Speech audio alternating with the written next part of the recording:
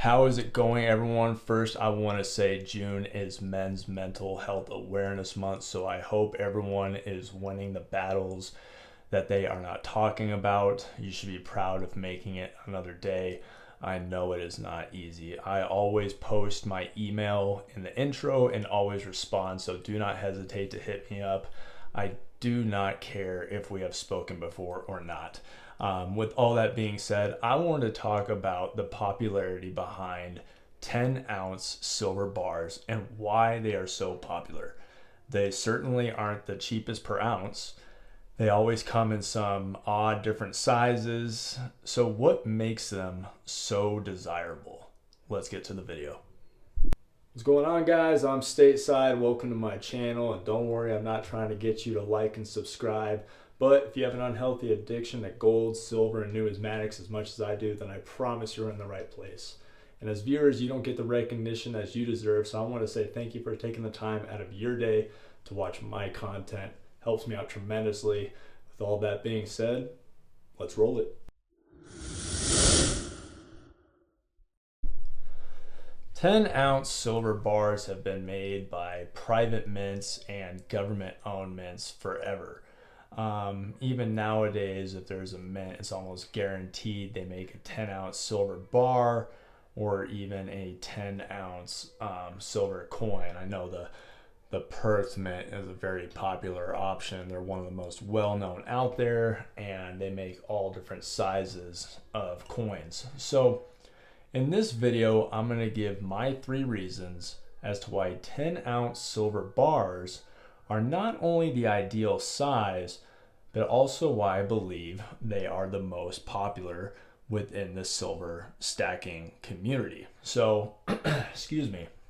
My first reason is their liquidity.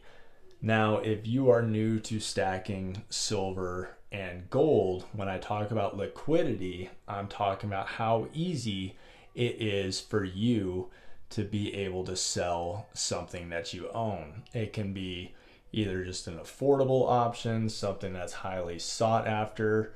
So 10-ounce bars sell more often than any other sized bar in the market today and are extremely easy to sell or buy to local coin shops, at coin shows, online bullion dealers, eBay, or even peer-to-peer. Now, I need to mention peer-to-peer is a great way to sell or buy.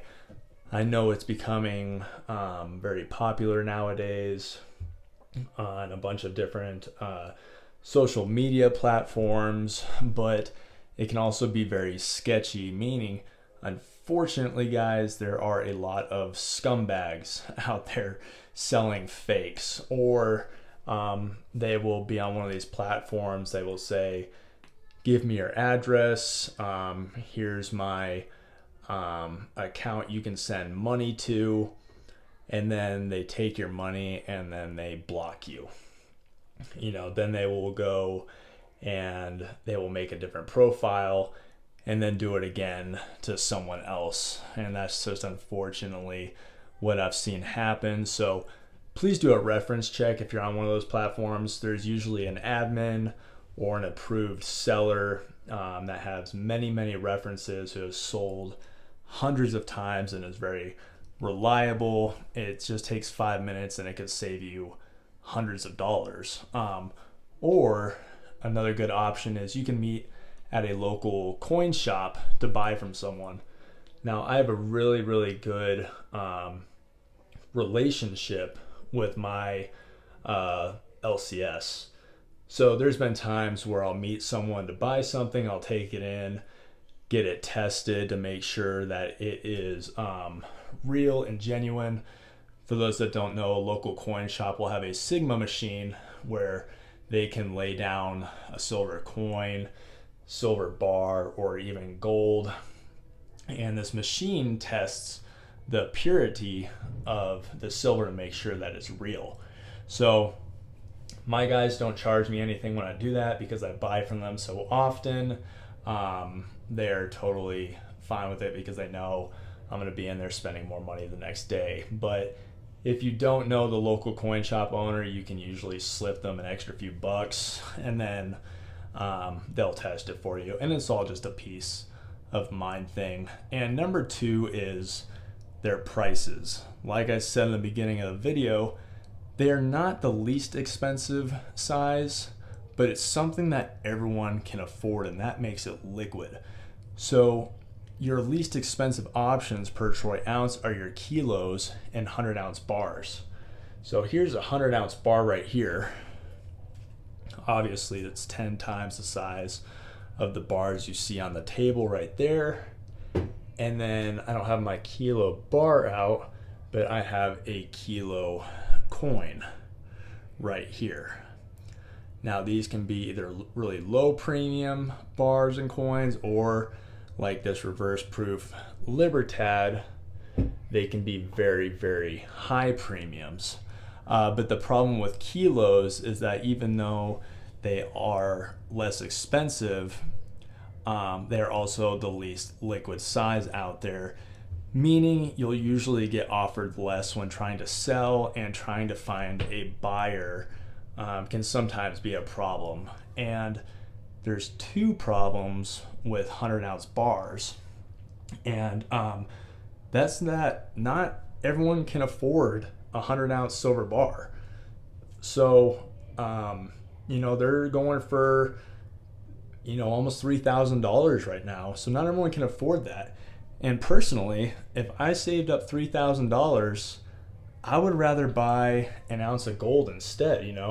I'd rather go out and get myself some pre-33 gold like that piece, or I'd rather just go get a bunch of fractional gold instead. So 10-ounce bars might be a little bit more expensive per ounce, but it's that perfect size where you can go get a larger size of silver with still a great price per troy ounce. Now, this is not the same case for all 10-ounce bars. Some will have a higher premium depending upon where who makes them, but what that goes the same for any type of silver. Your silver coins, you can have a silver maple right here, and then, which is a lower premium, and then you can have your silver eagles right here, which are a high premium. You can have your 1-ounce silver buffalo rounds, which are a low premium, and then you can have your Scottsdale reserve rounds, which are a high premium. Now, to me, that's still extremely worth it because I think those are absolutely stunning, but it's your preference. That's the beauty of silver, is that you can buy whatever the hell you want, and who cares if anyone judges what you buy. And my final reason is because of the variety. And I'm not talking just about the crazy amount of mints that make these, but I'm talking about like the creative sizes that are out there. You have your chunky bars right here. That's 10 ounces. You have your long, thin ones right here. And actually, you know what? I'm gonna stop right there because it's starting to sound a little weird with the sizes. But there's also several mints out there that do stacker bars like these.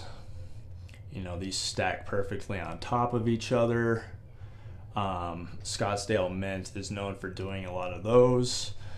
You have 10-ounce bars that fit perfectly into capsules, which is a huge bonus, because when you have something that's this beautiful right here, you want to protect it. I'll spend an extra couple bucks on a capsule to make sure that my silver is well preserved. And then you have your old vintage bars out there. You have your Engelhart right here, which was one of the biggest ones back in the day that sold silver. I don't have my 10 ounce Johnson Matthey bars out, but you have your 1 ounce ones right here. So those are like your vintage companies, and there's a lot more out there that also sell. So when I say variety, I'm not just talking about the mints that make them, but there's a bunch of different designs out there, sizes, styles of stacking. So you can get all of this, maybe 1 or 2 of these options that I've listed with kilos, 100 ounce bars, or 1 ounce bars. But I've found that 10 ounce bars is really the one that offers all of it. So those are my reasons as to why I think 10 ounce silver bars are not only the best buy, but why they are also so popular. So if I forgot something, like always, feel free to add it into the comments. I love hearing everyone else's opinions. And that is all I have for this video. Like always, I hope you got something from this, and I'll see you in the next.